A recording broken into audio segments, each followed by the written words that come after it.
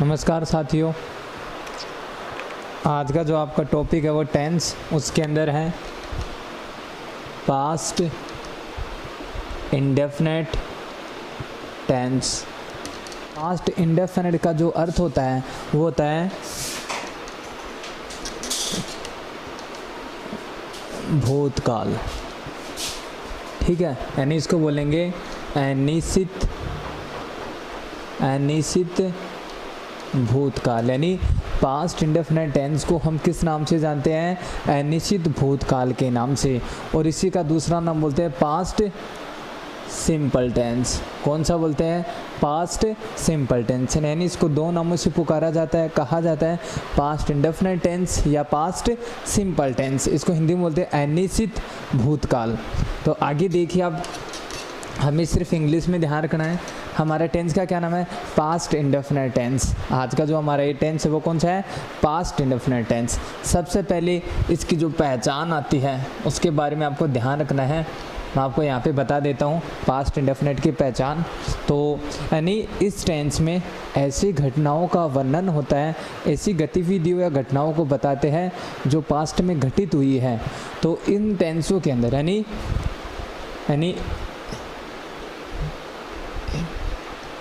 इनके हिंदी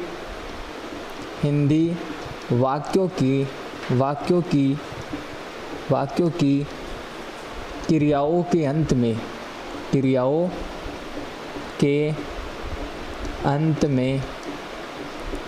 में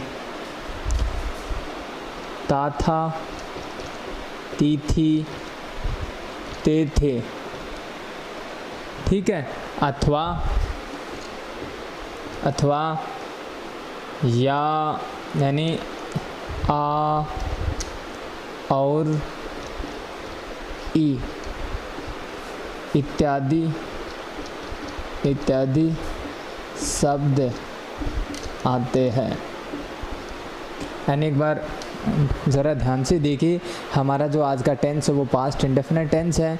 यानी इसकी पहचान होती है इसके हिंदी वाक्यों की क्रियाओं के अंत में ता था, तिथि, ते थे अथवा आ और ई इत्यादि शब्द आते हैं। वो कौन सा टेंस होता है? Past indefinite tense. कौन सा होता है? Past indefinite tense. इसके अब जो आती है सहायक क्रिया। कौन सी? सहायक क्रिया। सहायक क्रिया को हम बोलते हैं हेल्पिंग वर्ब। क्या बोलते हैं? Helping verb.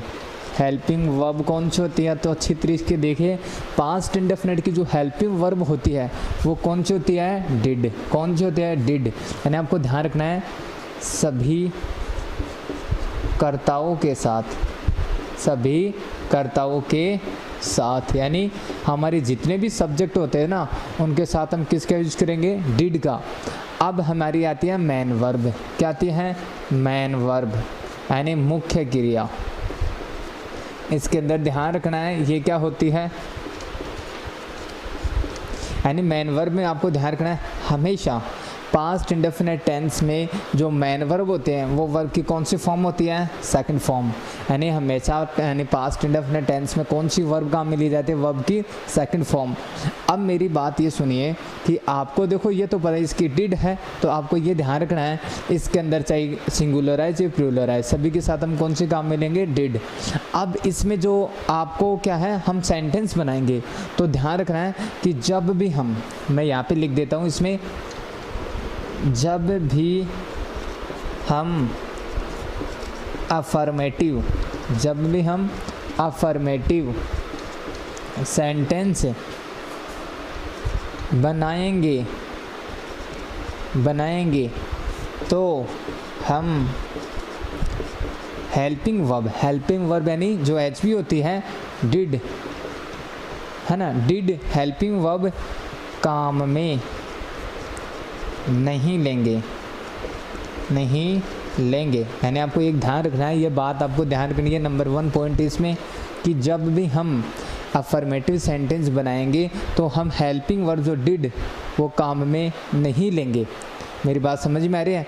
तो हम क्या करेंगे, अफर्मेटिव सेंटेंस में हमेशा वर्ब की कौन सी फॉर्म का मिलेंगे, यानी सेकंड फॉर्म। बाकी सभी के साथ हम यानी डिड का यूज करेंगे। तो अब इसके बाद में इसका आता है पैटर्न। पैटर्न। इसका पैटर्न क्या होता है, तो मैंने आपको यहाँ पे पहले आप अफर्मेटिव का देखिए, अफर्मेटिव सेंटेंस का जो पैटर्न होता है, सबसे पहले हम क्या लिखेंगे, सब्जेक्ट। क्या लिखेंगे, सब्जेक्ट। क्या लिखेंगे, सब्जेक्ट। सब्जेक्ट के बाद में यहाँ पे जब हम अफर्मेटिव सेंटेंस बनाएंगे उसमें हम जो डिड हेल्पिंग वर्ब है उसका यूज नहीं करेंगे, तो हमने यहाँ पे लिख दी वर्ब की सेकंड फॉर्म। लास्ट में हम क्या लिखेंगे, ऑब्जेक्ट। क्या लिखेंगे, ऑब्जेक्ट। क्या लिखेंगे, ऑब्जेक्ट। ये किसका पैटर्न है, अफर्मेटिव सेंटेंस का। दूसरा हमारा आता है नेगेटिव सेंटेंस। कौन सा आता है, नेगेटिव सेंटेंस। तो आपको ध्यान रखना है कि नेगेटिव सेंटेंस में यानी हम अफर्मेटिव में हेल्पिंग वर्ब का यूज नहीं करते। इसका मीन्स क्या हुआ कि हम नेगेटिव में, इंट्रोगेटिव में और इंट्रोगेटिव नेगेटिव में हम हेल्पिंग वर्ब का यूज करेंगे, यानी अफर्मेटिव में नहीं किया जाता है। इसका मतलब ये हुआ हम बाकी के टेंसों में जो सेंटेंस हमारे उनके अंदर हम हेल्पिंग वर्ब का यूज करेंगे। तो अब इसका जो पैटर्न होता है नेगेटिव का, वो सबसे पहले हम क्या लिखेंगे, सब्जेक्ट। उसके बाद में जो हमारी हेल्पिंग वर्ब वो लिखेंगे डिड, और हेल्पिंग वर्ब के तुरंत बाद क्या लगाएंगे, नॉट।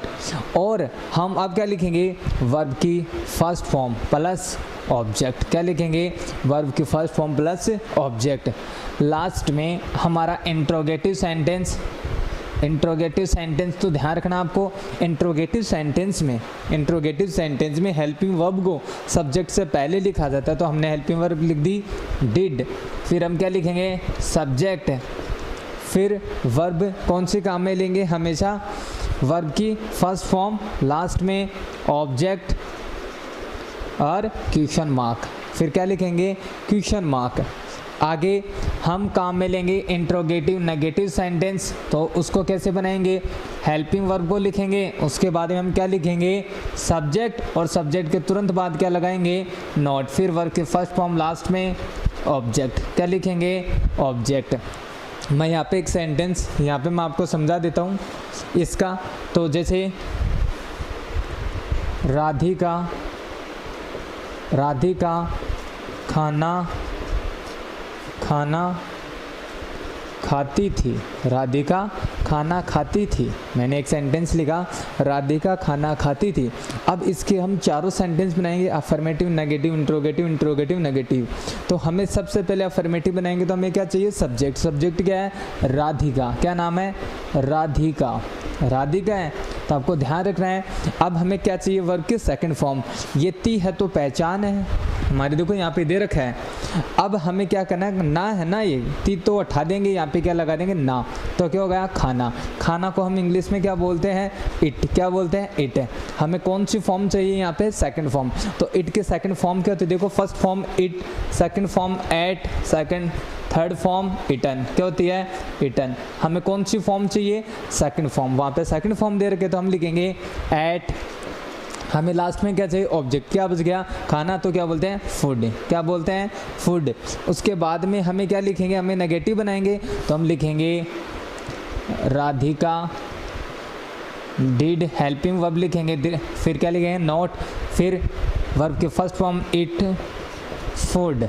लास्ट में हम लिखेंगे, अब इंट्रोगेटिव बनाएंगे तो हेल्पिंग वर्ब हम शुरू में लिखेंगे राधिका, फिर सब्जेक्ट लिखेंगे, फिर क्या लिखेंगे, वर्ब के फर्स्ट फॉर्म, लास्ट में ऑब्जेक्ट और क्वेश्चन मार्क। फिर हम इंट्रोगेटिव नेगेटिव बनाएंगे तो सब्जेक्ट, फिर यानी हेल्पिंग वर्ब, फिर सब्जेक्ट, सब्जेक्ट के तुरंत बाद क्या लगाएंगे, नॉट। फिर वर्ब की हमें क्या लगाएंगे, फर्स्ट फॉर्म लिखेंगे, और लास्ट में ऑब्जेक्ट और क्वेश्चन मार्क। इस प्रकार हम क्या करेंगे, हमारा सेंटेंस करेंगे। तो आपको ये समझ में आएगा। आई होप कि आपका जो आज का जो टेंस है वो पास्ट इंडेफिनिट है, उसमें ये पहचान रही है, यानी जिन हिंदी वाक्यों की क्रियाओं के अंत, यानी जिन हिंदी वाक्यों की क्रियाओं के अंत में, है ना, वाक्यों के हम क्या लिखेंगे यहाँ पे, के। जिन हिंदी वाक्यों के क्रियाओं के अंत में ता है, ती है, ते है अथवा आ और ई इत्यादि शब्द आते हैं, तो वो कौन से टेंस की पहचान होती है, पास्ट इंडेफिनिट टेंस की। इसकी जो इंग्लिश पहचान है वो सारी आपको एक साथ लिखवा दी जाएगी, जिससे आपको याद करने में आसानी रहे। फिर इसकी जो हेल्पिंग वर्ब आती है वो डिड आती है। फिर इसके मेन वर्ब कौन से होते हैं, सेकंड फॉर्म लेते हैं काम में। हमेशा ये पॉइंट ध्यान रखें, जब भी हम अफर्मेटिव सेंटेंस बनाते हैं उसमें हम हेल्पिंग वर्ब का यूज नहीं करते हैं। फिर जो बच के जितने भी सेंटेंस उसमें हेल्पिंग वर्ब का यूज करेंगे तो वहाँ पे वर्ब की कौन सी फॉर्म काम मिलेंगे, फर्स्ट फॉर्म। ये तो आपका कौन सा टेंस हो गया, आपका पांचवा टेंस हो गया, पास्ट इंडेफिनिट टेंस। आगे देखते हैं हम आगे के टेंस।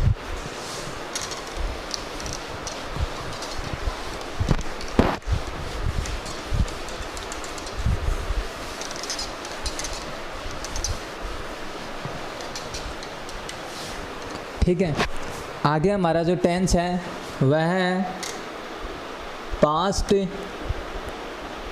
Continuous tense. कौन सा टेंस है, पास्ट कंटिन्यूअस टेंस, यानी अपूर्ण भूतकाल इसका नाम बोलते हैं। तो आपको सिर्फ इतना ध्यान रखना, आपका टेंस कौन सा है, पास्ट कंटिन्यूअस टेंस। तो सबसे पहले पास्ट कंटिन्यूअस की जो पहचान आती है वो आपको देखनी है। ठीक है, आपको मैं शॉर्ट में लिखवा देता हूँ कि जिन हिंदी वाक्यों के क्रियाओं के अंत में क्या है, रहा था, रही थी, रहे थे, ठीक है, रहा था, रही थी, रहे थे, ठीक है, इत्यादि शब्द आते हैं उसे कौन सा टेंस बोलते हैं, पास्ट कंटिन्यूअस टेंस। जिन हिंदी वाक्यों की क्रियाओं के अंत में रहा था, रही थी, रहे थे इत्यादि शब्द आते हैं उसे कौन सा टेंस बोलते हैं, पास्ट कंटिन्यूअस टेंस। कौन सा बोलते हैं, पास्ट कंटिन्यूअस टेंस। इसकी बात करते हैं हेल्पिंग वर्ब की, इसकी बात करते हैं हेल्पिंग वर्ब की। तो आपको ध्यान रखना है मेरे बच्चों कि हेल्पिंग वर्ब इसकी क्या होती है, पास्ट कंटिन्यूअस की वॉज वर। क्या होती है, वॉज वर। क्या होती है, वॉज वर। मेरी बात समझ में रहे, वॉज वर। इसके बाद में इसकी क्या आती है, मैन वर्ब। क्या आती है, मैन वर्ब। मैन वर्ब में मैंने आपको बताया था जब भी कंटिन्यूअस टेंस होता है उसमें मैन वर्ब के रूप में हमेशा वर्ब की फर्स्ट फॉर्म प्लस आईएनजी आती है। क्या आती है, वर्ब की फर्स्ट फॉर्म प्लस आईएनजी। क्या काम में लेते हैं, वर्ब की फर्स्ट फॉर्म प्लस आईएनजी। देखो इस टेंस में एक बात आपको ध्यान रखनी है, इसी में मैन वर्ब में आपको ध्यान रखनी है। यहाँ पे मैं नोट लगा के या एरो का निशान लगा के आपको मैं बता देता हूँ कि इस टेंस में यानी इस टेंस का मतलब आप समझ रहे हो ना, पास्ट कंटिन्यूअस टेंस में, इस टेंस में आई को सिंगुलर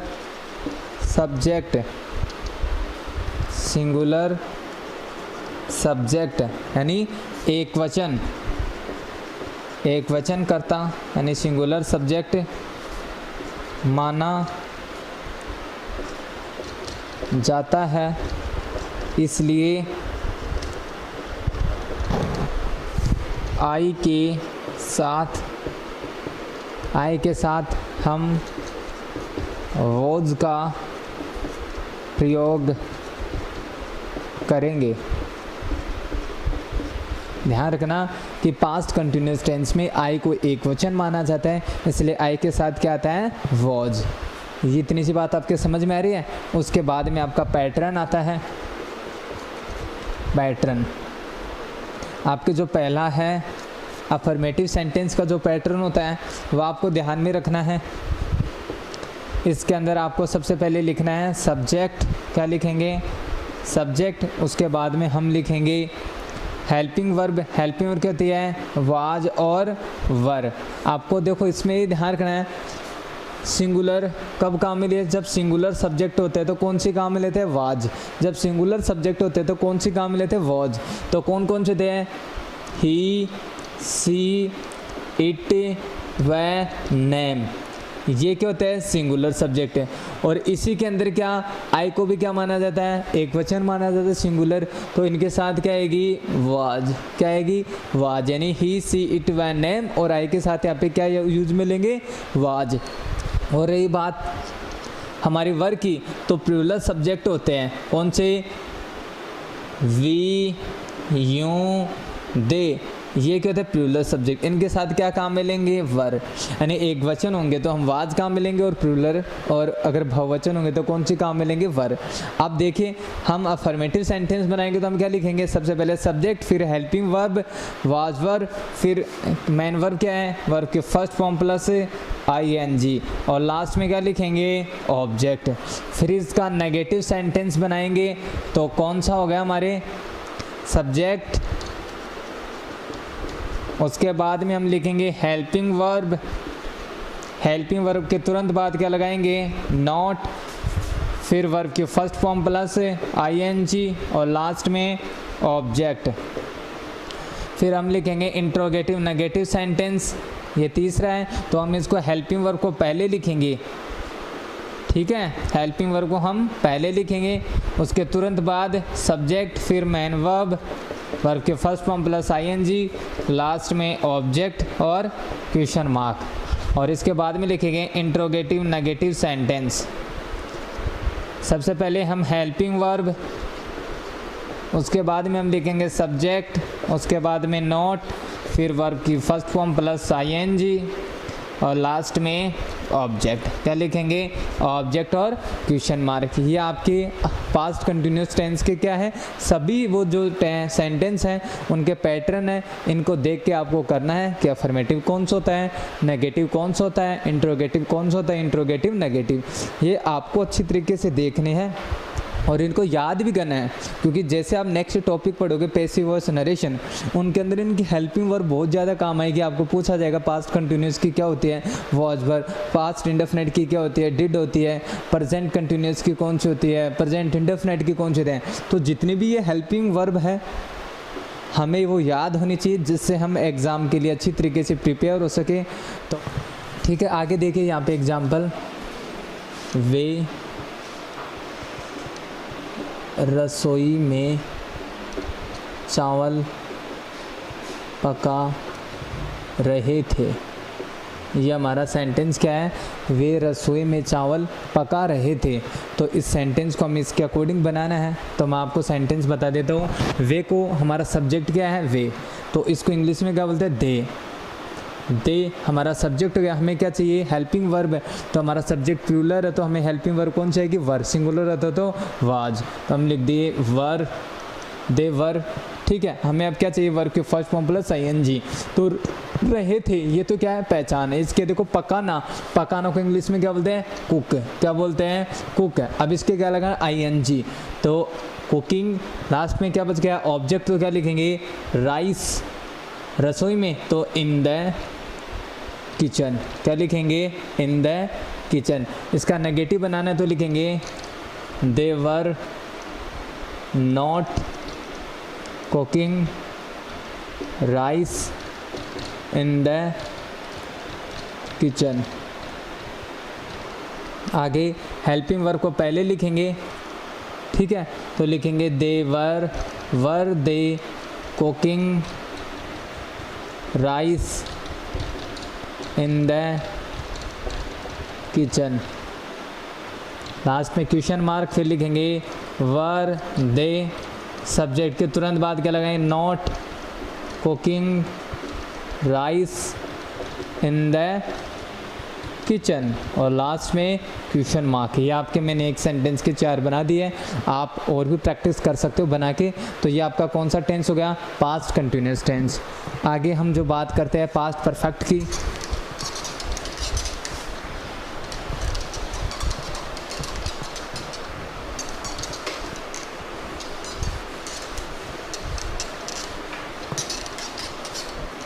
यहाँ पे देखिए हमारा जो आगे का जो टेंस होगा वो पास्ट परफेक्ट होगा। कौन सा होगा पास्ट परफेक्ट। कौन सा टेंस होगा पास्ट परफेक्ट टेंस। कौन सा टेंस होगा पास्ट परफेक्ट टेंस। अब हम इसकी बात करते हैं पास्ट परफेक्ट की, तो सबसे पहले इसकी पहचान होती है, ठीक है। इसकी आती है जिन हिंदी वाक्यों के क्रियाओं के अंत में चुका था, चुकी थी, चुके थे, ठीक ठीक है, चुका था, चुकी थी, चुके थे इत्यादि शब्द आते हैं, उसे कौन सा टेंस बोलते हैं? Past perfect tense. कौन सा बोलते हैं? पास्ट, यानी पास्ट परफेक्ट टेंस यानी भूतकाल की ऐसी घटना जो भूतकाल में ही शुरू हुई हो और भूतकाल के अंदर ही खत्म हो चुकी हो, तो वो कौन सा टेंस होता है? Past perfect tense. इसकी पहचान करते हैं, चुका था, चुकी थी, चुके थे, ठीक है, चुके थे इत्यादि शब्द आते हैं, उनसे कौन सा टेंस बोलते हैं? Past perfect tense. इसके अंदर क्या आती है? Helping verb. इसकी जो हेल्पिंग वर्ब आती है उसको ध्यान में रखना है, क्या होती है? हैज है। देखो इसकी कहते हैं हैड, क्या होती है? हैड। क्या होती है? हैड। यानी पास्ट परफेक्ट की जो हेल्पिंग वर्ब होती है वो क्या होती है? हैड होती है। अब इसमें एक है तो सभी सब्जेक्ट के साथ, सभी करता होगा जो ऑल सब्जेक्ट हमारे, उन सभी के साथ हम क्या काम मिलेंगे? हैड। आगे इसकी मैन वर्ब आती है, क्या आती है? Man verb. मैन वर्ब इसकी क्या होती है? वर्ब की थर्ड फॉर्म। आगे इसके आता है पैटर्न। इसका पैटर्न आता है तो हमें अफर्मेटिव सेंटेंस का बनाना है, तो क्या होता है? सबसे पहले सब्जेक्ट, फिर हम हेल्पिंग वर्ब लिखेंगे हैड, फिर वर्ब की थर्ड फॉर्म, फिर लास्ट में ऑब्जेक्ट। फिर हम दूसरा बनाएंगे नेगेटिव सेंटेंस का पैटर्न। इसका सबसे पहले हम सब्जेक्ट लिखेंगे, फिर लिखेंगे हेल्पिंग वर्ब। हेल्पिंग वर्ब के तुरंत बाद क्या लगाएंगे? नॉट, फिर वर्ब की थर्ड फॉर्म और लास्ट में ऑब्जेक्ट। फिर हम इंट्रोगेटिव नेगेटिव सेंटेंस बनाएंगे, तो सबसे पहले हम हेल्पिंग वर्ब को शुरू में लिखेंगे, फिर लिखेंगे सब्जेक्ट, फिर वर्ब की थर्ड फॉर्म, लास्ट में ऑब्जेक्ट, और लिखेंगे फिर इंट्रोगेटिव नेगेटिव सेंटेंस। सबसे पहले हम क्या लिखेंगे?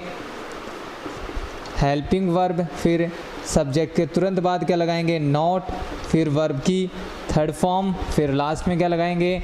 ऑब्जेक्ट। यहाँ पे लास्ट में क्या लगाएंगे? ऑब्जेक्ट के तुरंत बाद क्वेश्चन मार्क। यहाँ पे ऑब्जेक्ट के तुरंत बाद क्वेश्चन मार्क। यानी आपके ये अफर्मेटिव सेंटेंस के चारों सेंटेंसों के पैटर्न है। मैं यहाँ पे लिखता हूँ सेंटेंस, गोपाल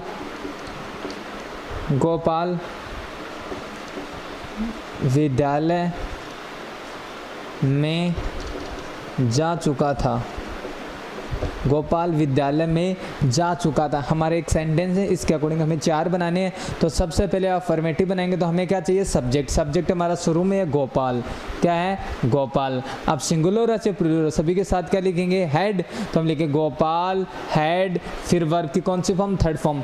तो जाना को इंग्लिश में क्या बोलते हैं? गो। हमें गो की कौन सी फॉर्म चाहिए? Third form. तो गो की थर्ड फॉर्म क्या होती है? गॉन। क्या होती है? गॉन। कहाँ पे जाता है? विद्यालय में, तो in the school, in the school. फिर इसका हमें कौन सा बनाना है? नेगेटिव सेंटेंस बनाना, तो लिखेंगे Gopal had not gone in the school. फिर हम इंट्रोगेटिव बना, तो हेल्पिंग वर्ब को पहले लिखेंगे, फिर लिखेंगे सब्जेक्ट हैड गोपाल, फिर वर्ब की थर्ड फॉर्म गॉन, और लास्ट में ऑब्जेक्ट और क्वेश्चन मार्क। क्या लिखेंगे? Question mark. फिर इंट्रोगेटिव नेगेटिव, तो हैड, फिर लिखेंगे सब्जेक्ट के तुरंत बाद नॉट, फिर वर्ब की थर्ड फॉर्म, और लास्ट में क्या लगाएंगे? ऑब्जेक्ट लिखेंगे, और लास्ट में क्वेश्चन मार्क। ये आपके किस सेंटेंस का एग्जाम्पल हो गया? पास्ट परफेक्ट टेंस का। आगे हम बात करते हैं हमारे आगे वाले टेंस की। तो हमारा आगे वाला जो टेंस है उसके बारे में आप देखिए।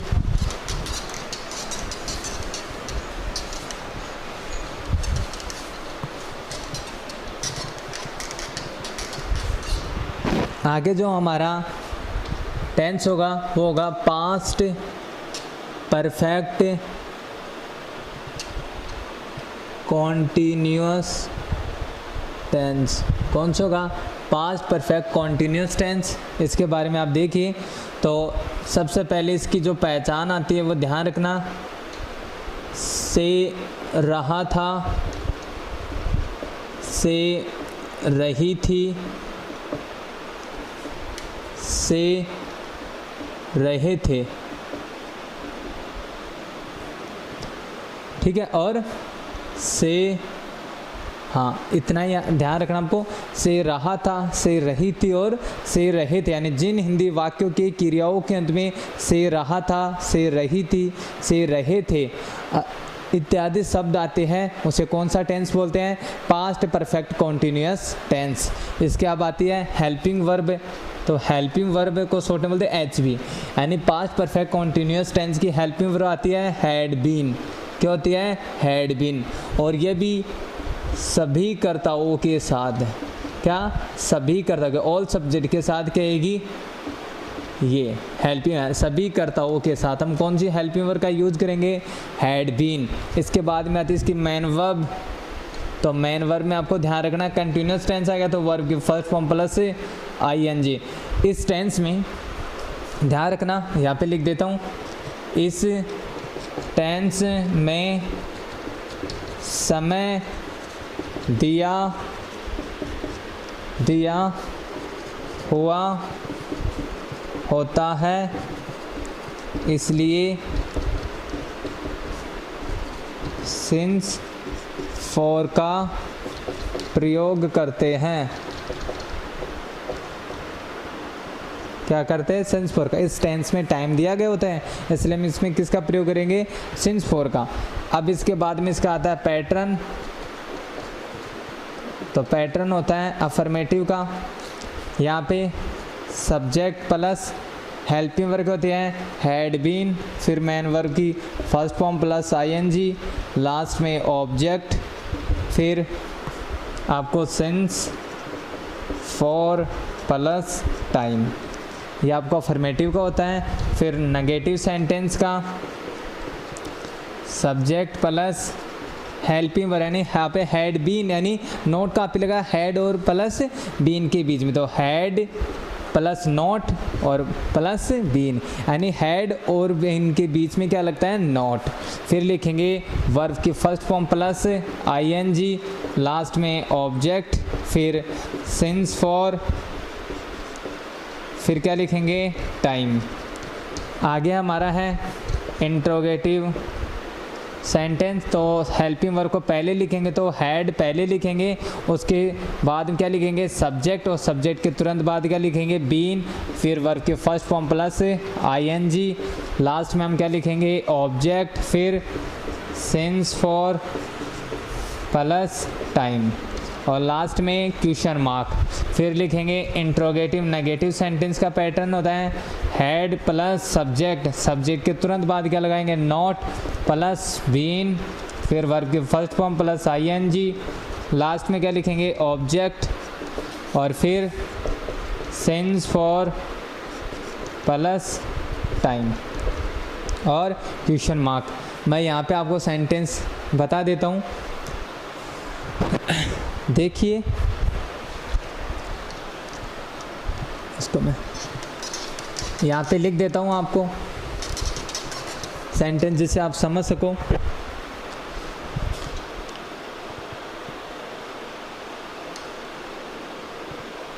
राधे श्याम 2 घंटे से विज्ञान पढ़ा रहा था। ठीक है, राधेश्याम 2 घंटे से विज्ञान पढ़ा रहा था। ये सेंटेंस है, इसको हमें करना है। तो सबसे पहले हमें जो सब्जेक्ट होता है वो लिखना है, तो हमारा सब्जेक्ट है राधेश्याम, तो राधे श्याम हमारा सब्जेक्ट हो गया। उसके बाद में कैसे हेल्पिंग वर्ब, तो हेल्पिंग वर्ब क्या है? हैड बीन, क्या है? हैड बीन, फिर मेन वर्ब के फर्स्ट फॉर्म प्लस आईएनजी। तो पढ़ाने को क्या बोलते हैं? टीच। क्या बोलते हैं? टीच। इसके क्या लगा देंगे? आईएनजी, तो क्या हो जाएगा? Teaching, teaching. और फिर लास्ट में हमें क्या चाहिए? ऑब्जेक्ट। ऑब्जेक्ट क्या है? वर्ब के तुरंत बाद क्या है? जो विज्ञान, तो क्या बोलते हैं? साइंस। ठीक है, क्या है? Science, science. अब देखो सिंस फॉर, देखो निश्चित समय होता है उसके लिए सिंस का प्रयोग करते हैं और अनिश्चित समय के लिए फॉर का। तो 2 घंटे से, तो 2 घंटे निश्चित नहीं है, वो कोई दिन के भी हो सकते हैं, वो रात के भी होते हैं, तो फिक्स नहीं होता, हम किसका यूज करेंगे, फॉर का। अगर फिक्स होता है, जैसे मैं जन्म से मुंबई में रह रहा हूँ, तो मुझे पता है कि मैं जन्म से रह रहा हूँ, तो वहाँ पे फिक्स है ना कि वो जन्म से मुंबई में रह रहा है, तो उस टाइम पे हम क्या लिखेंगे, सिंस, और अनिश्चित समय के लिए हम क्या लिखेंगे, फॉर। तो हम लिखेंगे Radheshyam had been teaching since science for, लास्ट में क्या बच गया, 2 our.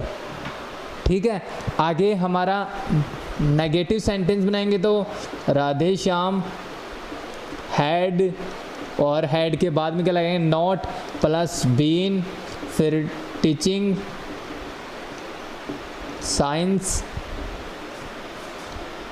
Science for 2 hours.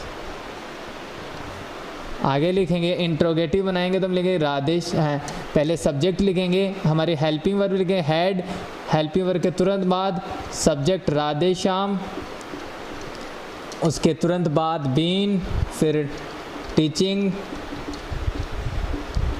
Science for 2 hours, last में क्वेश्चन मार्क, फिर लिखेंगे हैड, फिर राधेश्याम, सब्जेक्ट के तुरंत बाद क्या लगाएंगे, नॉट, फिर बीन, फिर टीचिंग